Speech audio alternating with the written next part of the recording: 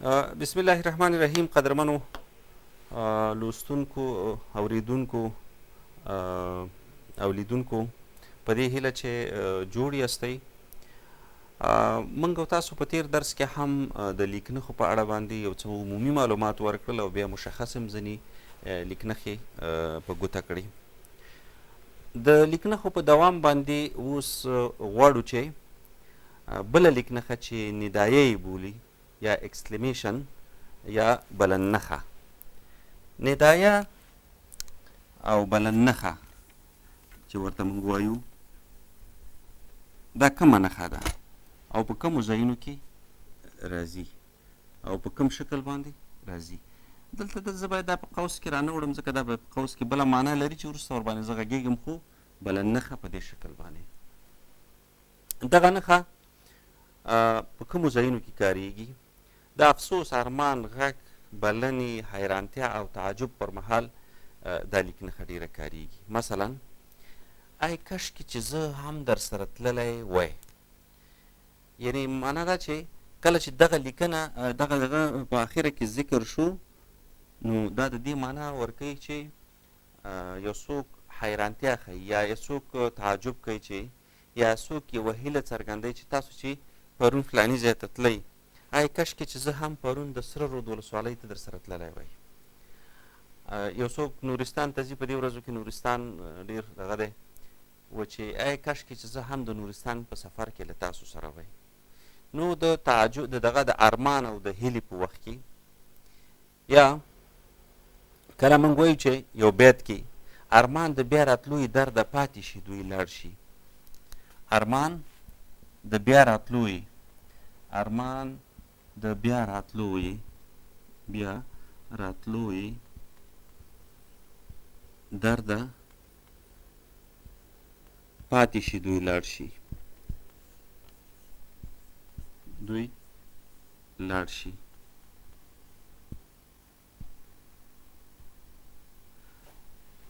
دا یو نیم بیتی دی. کله چې شاعر بیرته ځان مخاطب کوي، دا یو بیل صنعت دی په ادبي فنونو کې، چې کله کله شاعر نور دغه کوي، مخاطب کوي، خو کله په هغه رنګ کې چې خپل تخلص په آخره کې راوړي او ځان مخاطب کوي. نو دلته ارمان د بیا راتلو یې درده، درده دا په خپله درد ته خطاب دی چې شاعر دی، پاتې شي دوی لاړ شي. د ګل غوندې څو ورځو میلمانه وي ځینې خلک. یا حمزه بابا وایي چې د حمزه د زړه مجنونه، د حمزه د زړه مجنونه که دا ټول جهان شي نجد،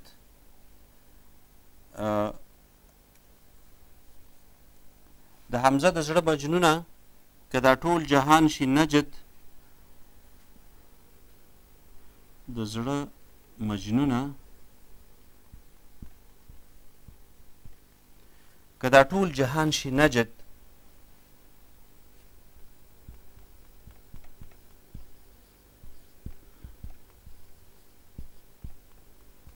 نجد خو کاروان ستا د مراد به پورته کیږي له حجازه.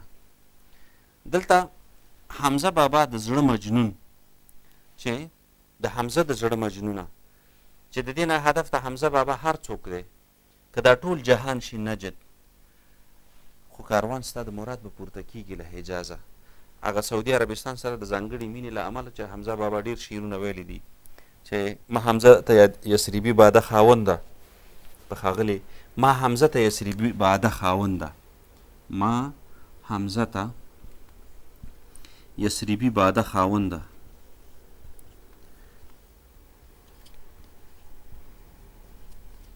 خاونده په ښاغلي پیمانه کې د افغان را.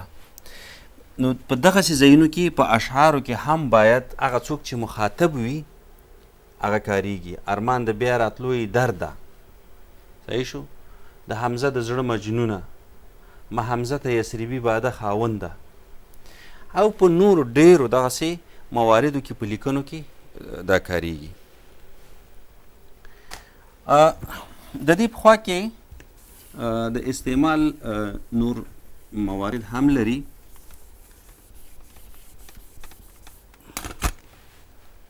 مثلا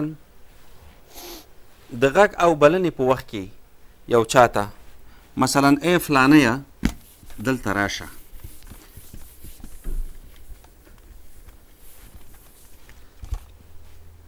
ای فلانیه، ای احمده، صحیح شو، دلته راشه. نو د غږ او بلنې په وخت کې دا هم کاریږي. تاسې دلته راشئ، یو چاته وایي تاسې دلته راشئ.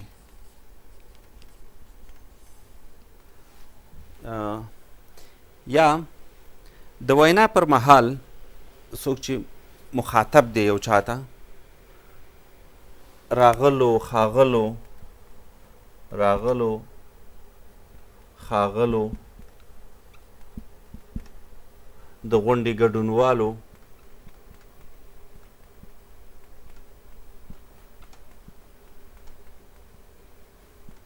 په دغسې دغو کې زیات کاریږي. یا تاسو یو چاته لیک لیکئ، د لیک په سر کې چې کله تاسو یو څوک مخاطبوئ نو باید ډیر قدرمن ورور، ډیر قدرمن ورور احمده، ندايه، سلامونه او نیکې هیلې او داسې نور. کله چې درې ټکي راځي، درې ندایي راځي، درې ندایي د یو چاته د ډیر زیات احترام له وجې نه تاسو کاروئ. یو چاته ډیر زیات احترام لرئ نو درې ټکي، درې ندایي یا د بلننښې ورته کاروئ. یا د امر په وخت کې مثلا یو چاته وایي چې دلته راشه، دلته راشه. یا یو چاته دغه کوي چې کینه، پاسه. په دې کینه پاسه، په دې ټولو کې کینه پاسه، کله چې دغسې الفاظ او دغسې کلمات تاسو په یوه لیکنه کې کاروئ نو حتمي ده چې تاسو د بلن نښه یا د غږ نښه وکاروئ، یا ندایه تاسو وکاروئ.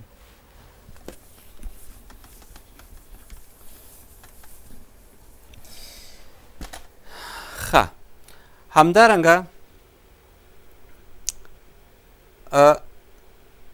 پر یو چا د ملنډو وهلو په وخت کې هم دغه نښه کاریږي، خو په لږ څه توپیر باندې.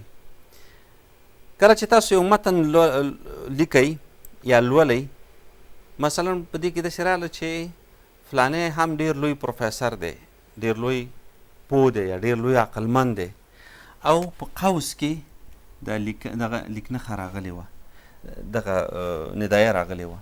د دې معنا دا ده چې تاسو په هغه چا باندې ملنډې وهئ یا ریشخند ورباندې کوئ. نو دا د بلننښې یا د